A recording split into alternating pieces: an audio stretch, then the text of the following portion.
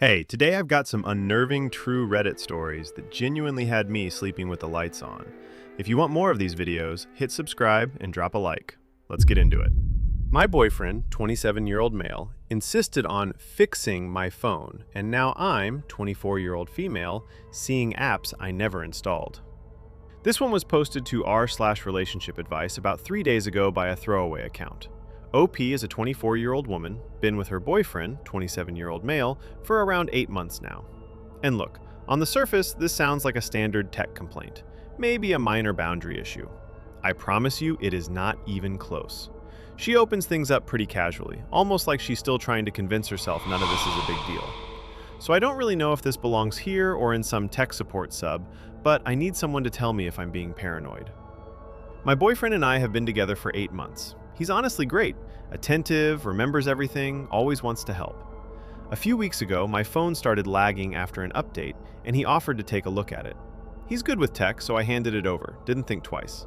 He had it for maybe an hour. After that, things were fine for a while, but then I started noticing little stuff. There was a keyboard app I didn't download. A setting in my accessibility menu was toggled on that I'd never touched. My battery started dying way faster than normal. I figured maybe the update just changed some defaults. Then last night, I couldn't sleep, so I went into my running processes just to see what was eating my battery. There was an app running in the background I had never seen before. I Googled it. It's a screen mirroring app. It streams everything on your screen, texts, photos, passwords, everything, to a paired device in real time. I felt sick. But here's the part that actually broke me. I checked the install date. It was installed 3 months before we even started dating. I hadn't met him yet. I don't know how he had access to my phone before we were even together. I don't know what else is on here. I'm scared to even keep looking. 3 months before they started dating. She had not met this man yet. Just sit with that for a second. Because this story is only getting started, and honestly, it gets so much worse from here. She doesn't confront him. And honestly, that's the part of this that stuck with me. Because the instinct people expect is to blow up, to scream, to throw the phone at the wall. But she doesn't do any of that. She goes quiet. And quiet, in this specific context, is terrifying. I kept thinking about the night we met. Friend of a friend thing at a bar. He walked up and mentioned a podcast I'd talked about on Instagram weeks before. I thought it was sweet. He always remembered things. My coffee order, the name of my childhood dog, stuff I barely remembered sharing. I called it attentive. He'd text me good morning with details about my schedule I hadn't told him. I thought it was effort. Now I don't know what to call it. I went through my phone settings one by one. Under accessibility, I found a location service I never enabled, sharing my GPS with a device called Home Speaker. We don't own a home speaker. In my email, I found a forwarding rule, sending copies of every text to a Gmail I've never seen. I wanted to believe I'd done it myself somehow, so I ran a test. I texted my friend Leah a fake plan, said I might visit my sister this weekend, told no one else. That night, he's cooking and casually goes, "So you're seeing your sister this weekend?" I never told him. He just kept stirring the pot like it was nothing. That's when it stopped being a maybe. This isn't a glitch. He built a system around my entire life, and I've been living inside it. She's not guessing anymore. And now she's stuck in the worst possible position, certain that something is very wrong, living with the person responsible, and knowing she can't let him see that she knows. What comes next takes a level of composure I honestly don't think most people have. She can't use her phone. She can't trust her own apartment. But she's not done. That's the next part of this. This is where OP stops reacting and starts planning. Every morning I wake up and check my phone like nothing is wrong. I scroll, I text him good morning, I laugh at his memes. In the whole time, I know he is reading every single word I type in real time. I cannot describe what it feels like to perform your own life for someone who is secretly watching it like a show. I stopped using my phone for anything real. I bought a prepaid burner from a gas station 2 towns over, paid cash, told no one except my friend Leah. That phone became my actual life. Research, calls, everything I did not want him to see. On my main phone, I started screenshotting everything. The hidden apps, the forwarding rules, the timestamps, the accessibility settings he turned on. I saved it all to a folder on Leah's cloud drive. Then I had an idea. I ordered a small camera online, had it shipped to Leah's place. While he was at work on Thursday, I set it up on my bookshelf, angled right at my nightstand where I charge my phone every night. I hid it behind a stack of books. If he was accessing my phone while I slept, I was going to catch it on video. Leah is the only person who knows. I have not told my family, I have not told anyone else. I just need proof before I do anything, because part of me still wants to believe I am wrong about all of this. The original thread blew up, and some of these comments hit different knowing what comes next. The install date being 3 months before you started dating is the part that made my stomach drop. He was already planning this. The journal thing broke me. That's not just surveillance, that's someone cataloging your inner thoughts without your knowledge. I am so sorry, OP. I work in mobile forensics. The app you're describing sounds like it could be a commercial stalkerware tool. Some of these send full keystroke logs. Please check if your banking passwords have been compromised too. I checked my bank app this morning and there were 2 failed login attempts from a device I don't recognize. Both at times I would have been asleep. I changed everything already, but reading your comment made me realize this is so much worse than I thought. He had access to everything. And she was not wrong. 6 days later, OP came back with an update. And honestly, this is where it gets hard to read. I checked the camera footage, and I'm writing this from my sister's apartment. I set that camera up 6 days ago. I finally made myself sit down and go through the footage last night. 3 nights. 3 recordings. The first one, night 1, 2:47 a.m. He sits up in bed, slowly. He does not check if I am awake.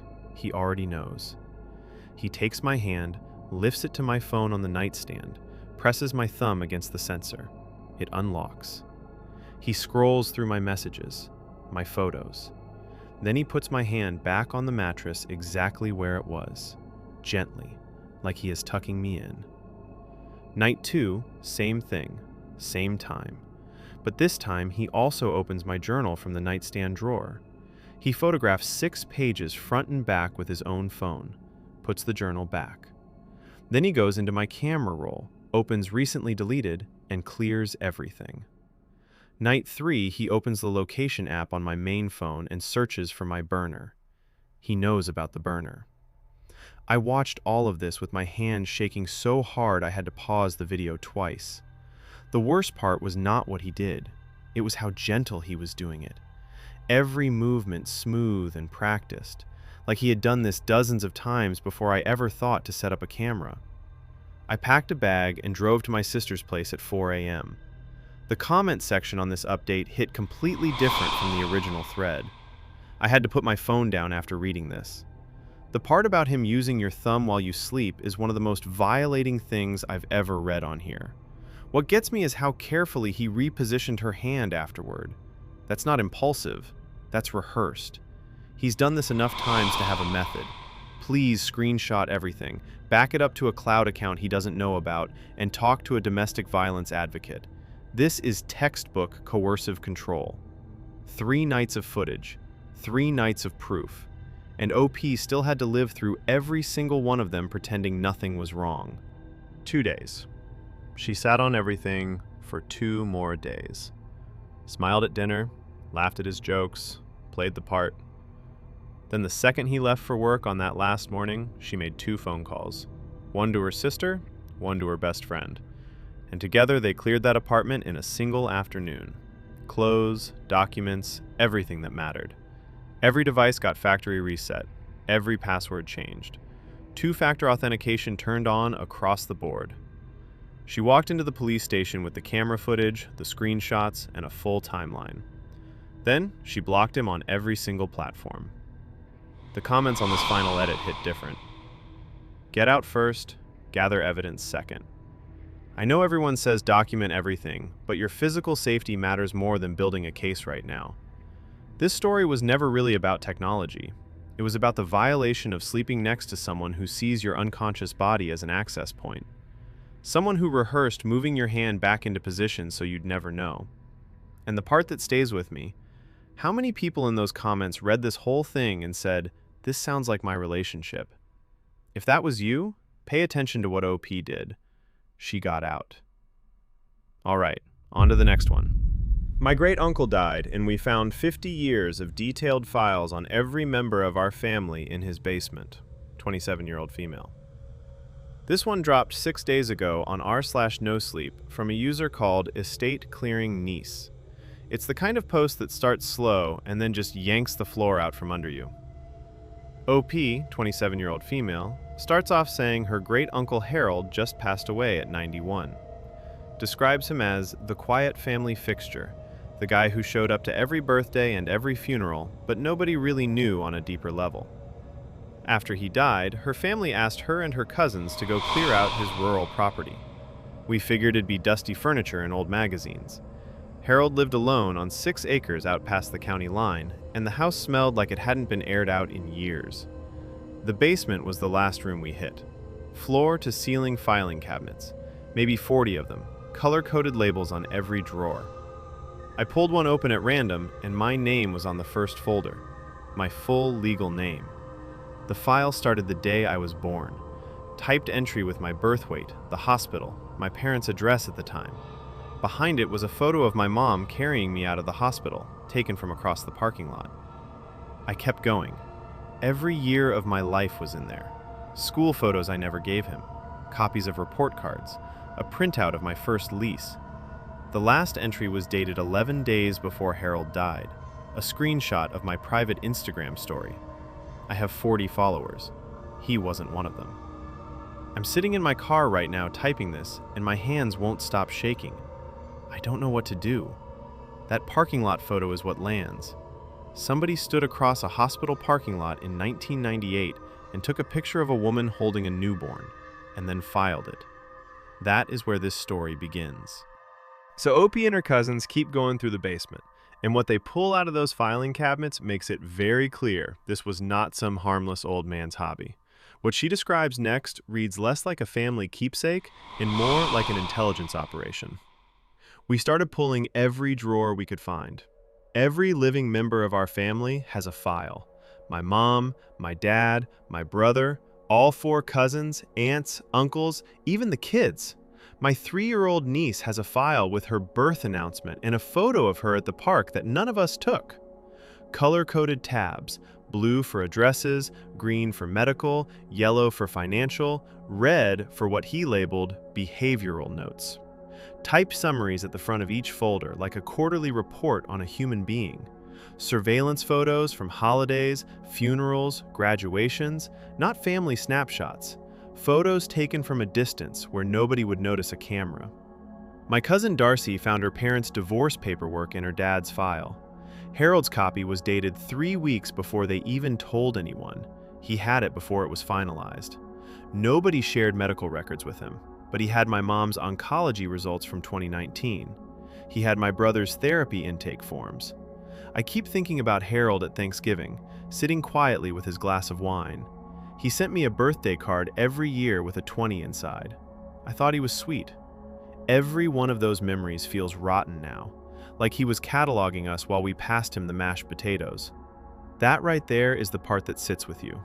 Every warm memory of this man just inverts. After that, the cousins start going at each other. Half want to call the police right now. The other half say Harold is dead, and dragging this out will only destroy the family. OP says she does not know which side she is on, but she is nowhere near done with that basement. Things only got worse the deeper they went into Harold's basement. We started finding files on family members who are already dead. My grandmother, my great-aunt Phyllis, my Uncle Ray, who passed in 2011. Full dossiers, just like the living ones. Photos, documents, handwritten notes. The tabs on their folders were stamped with the date they died. Harold was tracking them right up until the end. Some of the cabinets in the back were locked. My cousin Marcus got a crowbar from the garage and forced one open. Inside were folders we didn't expect. Financial records. Bank statements showing deposits into Harold's accounts from sources none of us recognized. thousands of dollars a month going back decades. Harold lived like he had nothing. He drove a 2004 Buick. He wore the same 3 shirts on rotation. But these records showed significant unexplained income for at least 30 years. Then my cousin Jess noticed the basement shelving on the far wall wasn't flush against the brick. We pulled it away and found a door. Behind it was a small room with a desk, a separate phone line, and a shortwave radio setup. Notebooks stacked on the desk filled with what looked like coded entries, dates, initials, frequencies. And then the last thing. In the very back of the basement, there was one more cabinet. Every other cabinet in that room had blue tabs. This one had red tabs. It was labeled Candidates. I haven't opened it yet. I'm sitting in my car in Harold's driveway writing this, and my hands won't stop shaking. The comment section went into overdrive on this one. The Candidates cabinet is the part that made my stomach drop. He wasn't just watching, he was sorting. I keep thinking about all the family gatherings where he was just sitting in the corner being quiet Uncle Harold. The whole time, he was cataloging you. The fact that he had access to your private Instagram story means someone in your circle was feeding him information, or he had access to one of your followers' accounts. Either way, that's terrifying. That's exactly what's been keeping me up. I went through my followers, and Harold didn't have social media. But my cousin Deborah followed me, and she visited him every Sunday. I haven't confronted her because, honestly, I don't know who knew what anymore. A few days passed, and then OP came back with an update post. And honestly, this is where the whole thing crossed a line nobody was ready for. We found my Aunt Renee's file, and I haven't slept since. I opened the red cabinet, the Candidates cabinet. I wish I hadn't. Inside were files on family members who died young or disappeared. My cousin Jake, he drowned at a lake when he was 14. I was too young to remember him, but my mom talked about it all the time. His file had a handwritten assessment, like a scoring sheet. Categories like isolation level, likelihood of sustained search, window of opportunity. Each one rated on a scale of 1 to 5. Jake scored high across the board. The file was stamped completed in red ink. I had to put it down. I couldn't breathe. Then we found Aunt Renee's file. She vanished in 1998. The whole family searched for years. Her file is stamped relocated, and there's an address in Paraguay. She might be alive. She might have been alive this whole time. My mom is inconsolable. My dad won't stop pacing. Nobody is sleeping. I keep staring at Jake's file and thinking about every family barbecue Harold sat through. Every time he hugged Jake's mother at the memorial, knowing what he knew. I think I'm going to be sick. The comments on this one were a different breed entirely. Relocated, not deceased, relocated. I genuinely feel sick reading that. Your aunt might be alive. If that address in Paraguay is real and occupied, someone needs to approach very carefully. If Renee is alive and has been there since 1998, she may not even know the family has been looking for her. Or worse, she may have been told they stopped looking. This is way beyond Reddit's pay grade. 50 years. 50 years of this and nobody ever checked his basement. That's what gets me. And that thought is going to stay with me. But this story is far from over. OP came back one final time. And honestly, you can tell from the first sentence that something has changed. We found my Aunt Renee's file, and I haven't slept since. I'm going to keep this short because I've been advised to stop posting entirely. The police have been contacted. Harold's estate has been sealed off as an active crime scene. FBI is now involved, and that is genuinely all I can say about that part. One of my cousins flew down to the address listed in Aunt Renee's file, the one in Paraguay. It's a real house. It is currently occupied. I am not going to say anything beyond that because our lawyer has explicitly told us not to. We've retained legal counsel as a family, and every single thing going forward goes through them. I know people in the comments have been asking for updates, and I wish I could give them. I want answers just as badly as everyone else. But this is bigger than a Reddit post now, and I have to protect my family. I don't think I'll be updating again. I'm sorry. And with that, the account went completely silent. No replies, no edits, nothing. But the comment section had a lot to say. Please tell me you photographed everything before the police took it. You need your own copies. Lawyers will tell you the same thing. I looked up Harold's obituary out of curiosity. It lists his occupation as retired civil servant. No agency named, no department, no branch of government, nothing. Just 2 words, civil servant. That alone should tell you everything. And honestly, here's what stays with me about this whole story. It's not the filing cabinets, it's not the red folders or the scoring criteria, or even the Paraguay address. It's that Harold sat across from these people at every single family gathering for half a century. He passed the potatoes. He signed the birthday cards. He watched the kids open Christmas presents. And not one person at that table ever suspected a thing. All right, let's move on to the next one. My sister, 31-year-old female, has been tracking my ex-husband's new wife for almost 3 years, and I just found what she keeps in her glove box. This one was posted 6 days ago on r/letsnotmeet by a user called No More Pretending. And I need you to sit with that username for a second, because by the end of this story, it is going to make a lot more sense. And it is not going to feel good when it does. She opens with the basics. I'm 28, got divorced about 2 years ago. It was one of those splits where nobody threw anything, nobody cheated, we just ran out of whatever was keeping us together. No kids, thankfully. We sold the house, split everything down the middle, and that was that. My older sister Maya, 31-year-old female, was my whole support system through it. She drove me to the lawyer, she let me cry on her couch for weeks. She was the one person who never made me feel stupid for being sad about losing something that was already broken. So about a week ago, my car was in the shop and Maya let me borrow hers. I was running errands, needed a napkin, reached into the glove box. There was a thick manila folder stuffed in there. I figured it was insurance paperwork, so I pulled it out.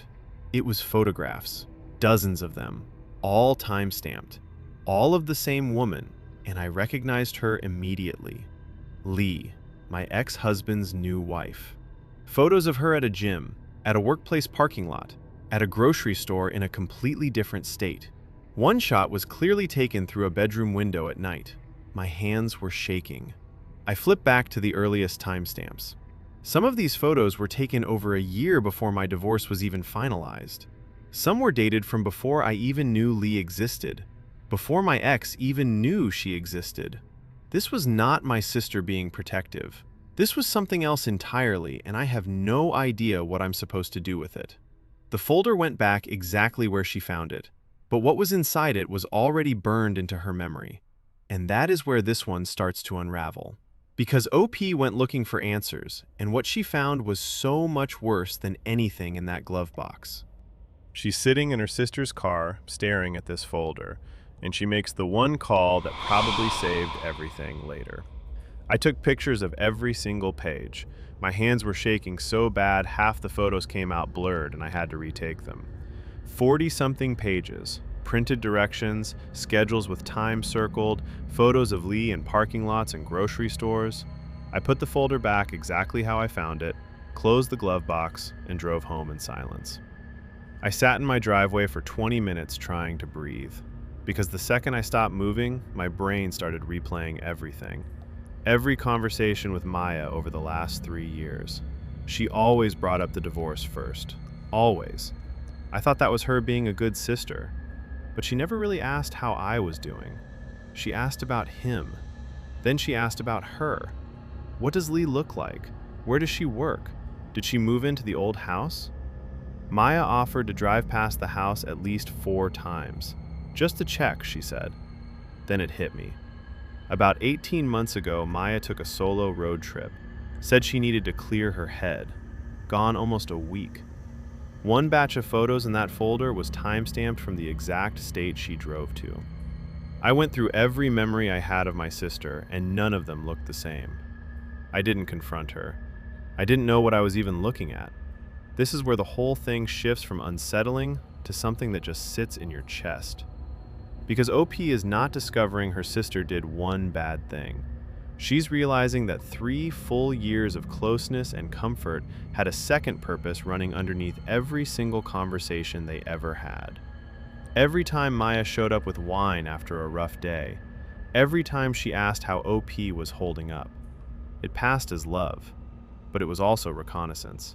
And now OP is sitting completely alone with that realization, and she has no idea what to even call it. She hasn't confronted Maya, she hasn't told a soul, and what she finds next makes all of this look like the easy part. OP didn't confront Maya. Instead, she went quiet and started digging.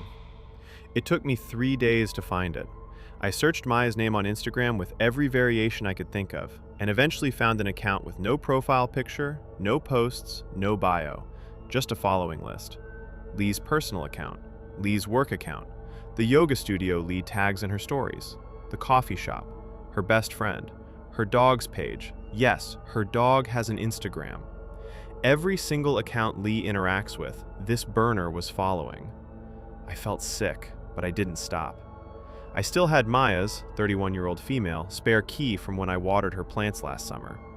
I let myself into her apartment while she was at work and found the notebook in her nightstand drawer. Pages and pages of Lee's routines in this careful handwriting I know so well.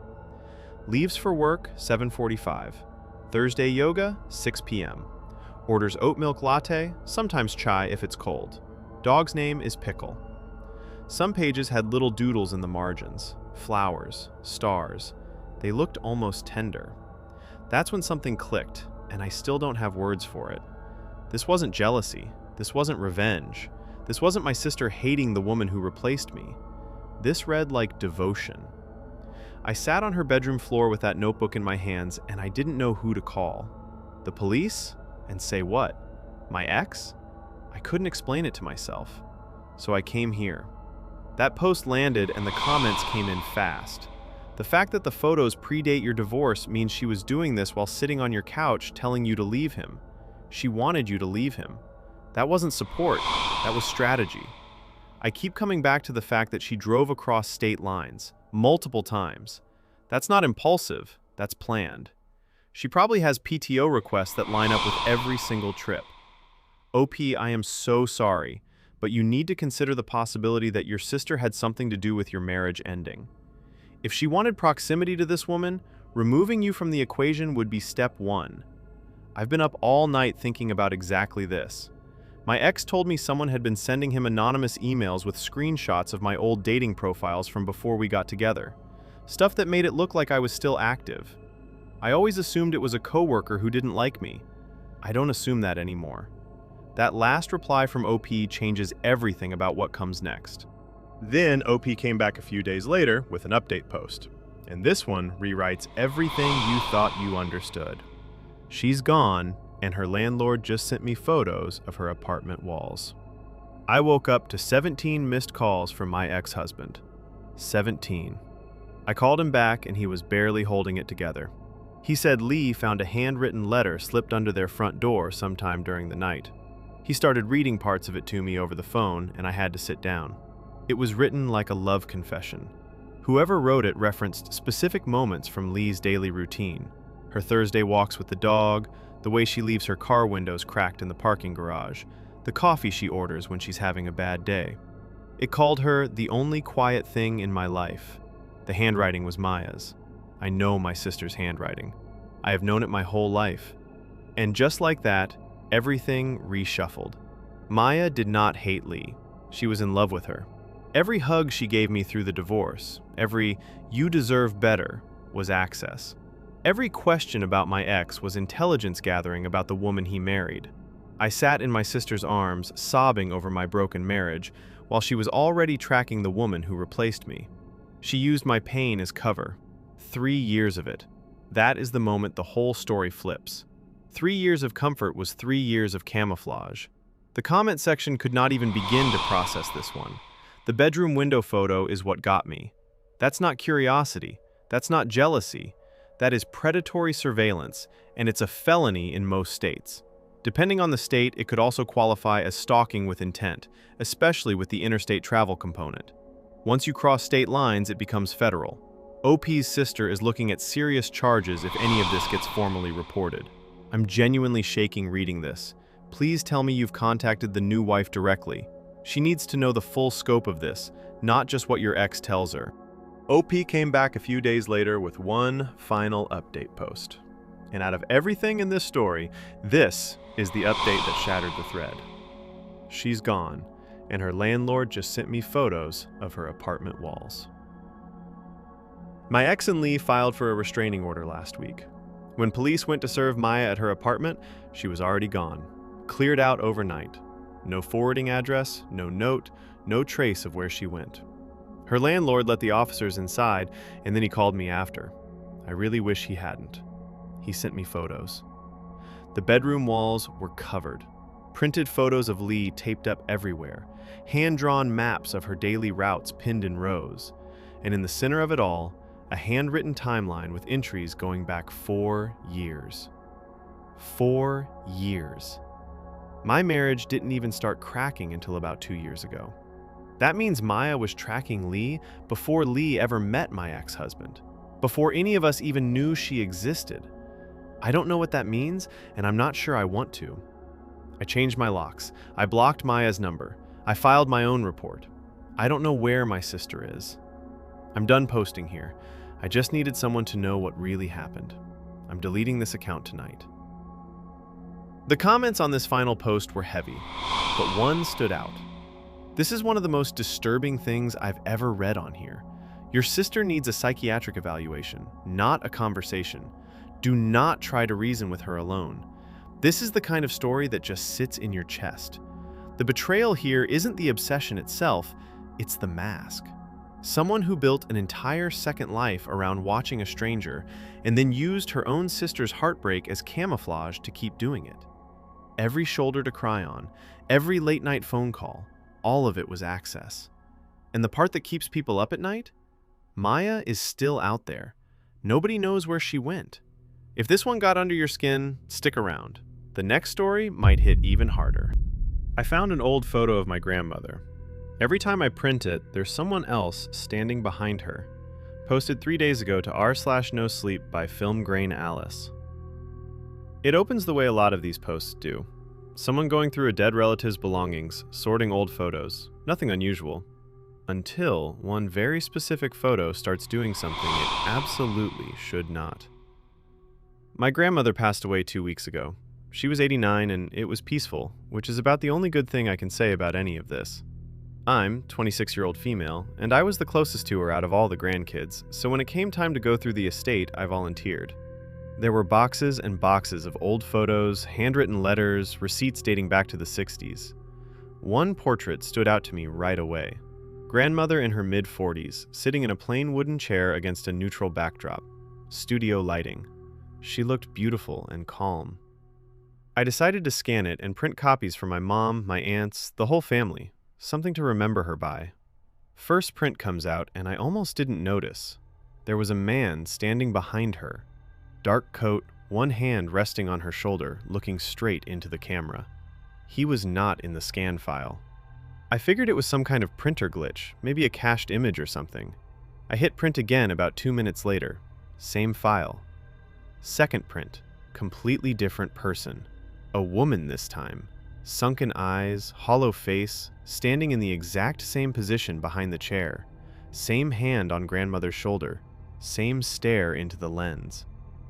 I went back to my laptop and opened the original scan. Just grandmother, alone. No figures, no shadows, no artifacts. 2 prints from the same unchanged file. 2 complete strangers. Same impossible pose. And the source image shows absolutely nothing. 2 prints from one scan. 2 people who should not exist. Same position behind the chair, same hand resting on her shoulder, same stare straight into the camera. And the file sitting right there on her laptop, totally clean. No glitch, no corruption, nothing to explain any of it. She hasn't stopped printing. And what comes out of that printer next is where this whole thing shifts from strange to something else entirely. So OP tries to be rational about this. she decides to test whether the printer itself is the problem or if it is specifically tied to this one photograph. Every other photo came out perfectly normal. Grandmother at Christmas, grandmother holding my mom as a baby, grandmother in her garden, all fine, matching the originals exactly. So I went back to the portrait. Third print, a child this time, a little girl, maybe 7 or 8, standing behind the chair, one hand resting on my grandmother's shoulder, staring straight into the camera. I have never seen this child.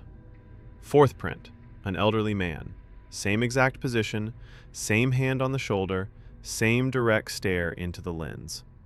I sat there with 4 prints spread across my desk. 4 completely different people standing behind my grandmother in the same pose, and the scan file on my laptop still showing her alone. I started photographing each print with my phone because I needed proof I was not losing my mind. That is when I caught it. The first 2 figures from the day before were hazy, soft around the edges, almost out of focus. But prints 3 and 4 were sharper, more defined, like whatever was producing them was gaining resolution with every copy. I posted the photos online asking if anyone could explain a printing artifact that changes between copies of the same source file. Nobody had a real answer. Corrupted driver, thermal ghosting, nothing holds up. These don't feel random. They feel deliberate, sequential, like something is cycling through a list. And that detail about the resolution is what gets me. A glitch repeats itself. A glitch is consistent. Whatever this is, it is learning. It is getting better at showing you what it wants you to see. She is not in full panic mode yet, but you can hear it creeping into the way she writes. She knows printers don't do this. Software bugs don't generate fully formed human figures that change with every copy. And the word she keeps coming back to is sequential. Not random, not corrupted data. Sequential. Like entries being read off a list, one at a time, and each one coming through clearer than the last. This is where OP's mother enters the picture, and her reaction alone tells you everything you need to know. I showed the prints to my mom, all 9 of them, laid out on her kitchen table. She picked up the first one, and I watched her face just drop. Not confused, not curious, disturbed. She went through them one by one without saying a word, and then she looked at me and said, "Stop printing this. Put the photo away and leave it alone." She wouldn't explain why. She said she didn't recognize any of the figures, but her hands were shaking when she put the prints down. I should have listened to her. I didn't. 9 prints now. 9 different people I have never seen in my life, all standing behind my grandmother in the same exact position. I started researching the photo itself. It was taken in 1971 at a portrait studio called Bellman and Associates. That studio burned down in 1983.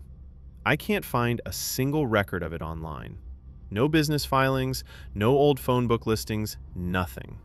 The photographer's name isn't on the negative sleeve. Speaking of the negative, I've examined it under a loupe, under a light table, held it up to sunlight. It shows my grandmother alone, just her in a chair. No anomalies, no double exposures, nothing behind her. The negative is clean.